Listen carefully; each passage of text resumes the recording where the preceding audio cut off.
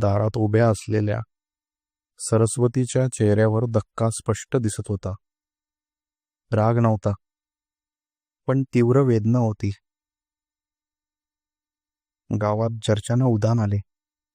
लोक बोलू लागले, आता काय होणार? हे पाप आहे की धाडस?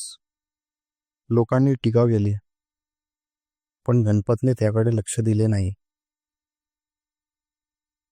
तो फक्त कमळकडे पाहत राहिला. नवीन कपडे, नवीन अत्तर, नवीन शब्द, सर्व काही तो तिला देत राहिला. रात्री बेडरूमच्या शांततेत तो फक्त तिच्या जवळ असायचा.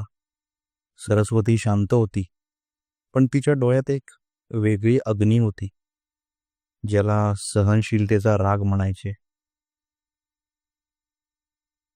ती घर सांभाळायची, मातीचा सुगंध देणारी, पण तिच्या मनात एक प्रश्न होताच, माझ्यात काय कमी आहे? ती विचार करत राहिली, पण त्याने कधीही तिला तुटलेलं पाहिलं नाही.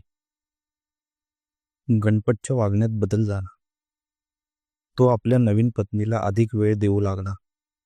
खरे सांगायचे तर तो जास्त वेळ त्याच खोलीत जायचा, जिथे रात्रीच्या वेळी मनातील बोलणे, जवळीक आणि काही खाजगी क्षण, जिथे तो मुक्तपणे व्यक्त होऊ शकत होता.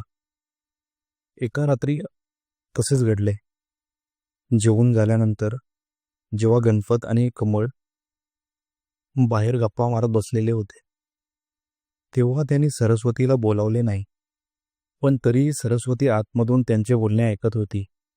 त्यांच्या गप्पा रंगत चालल्या होत्या. गणपतने विचारलं, आज करायचं की नाही? कमळची तर इच्छा होतीच,